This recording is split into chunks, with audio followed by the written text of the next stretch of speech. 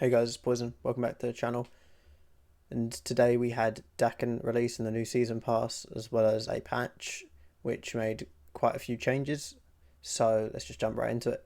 So as you can see, we had multi-upgrading is now possible, so we can go from common to infinite cards all the way through with just one click.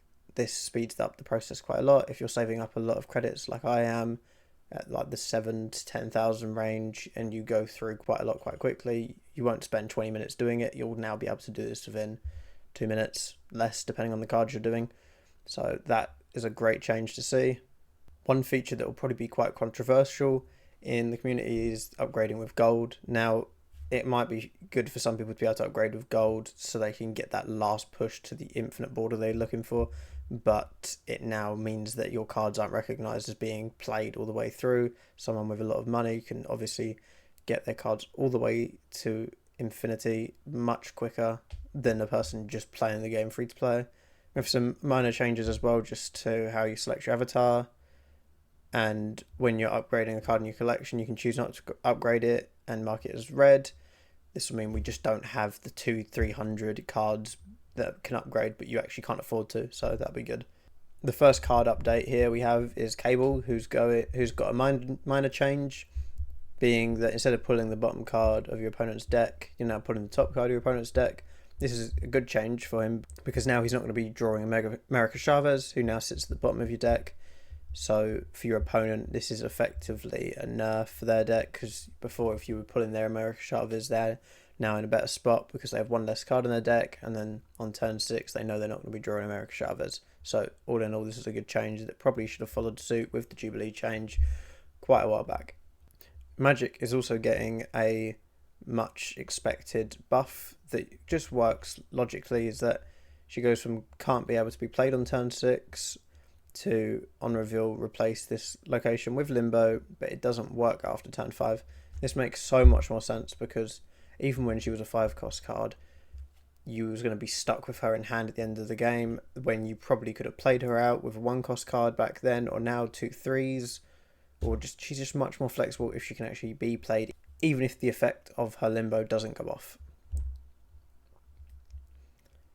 Mr. Negative is also having quite a small change here, being that he's not just swapping the power of the card's power and cost anymore, but also capping the maximum energy of the card to 6. So cards like Hulk can be still played when they're flipped. Jane Foster can still be played when she's flipped. And quite importantly as well is Living Tribunal. He can be played in a Mr. Negative deck now and flipped to be a 6/6 and still played on that last turn. Rogue has also had a small change, being the on reveal, still an ongoing ability from a random enemy card at this location, is now being changed to now triggers the on reveal if the ongoing card has an on reveal. This works better if you're stealing cards like Electro who have that on reveal. So if you accidentally do copy his effect, steal his effect, you're at least going to get the on reveal and you're not just limited to only playing one card. But again, this is quite a minor change for her. So,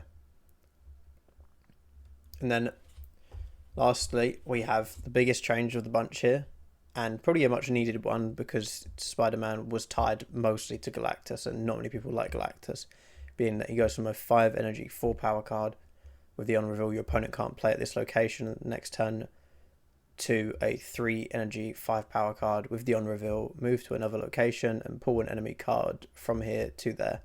This makes him very much like Polaris, albeit with the move ability, which then syncs up with other move cards like Craven as well.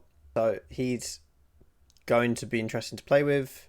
I will be sure to make a deck around him and post a video trying him out in a move deck in the near future. So tell me what you guys think of the patch in the comments below, and what you think of the video. Please give it a like and a comment, and I hope to see you in the next one.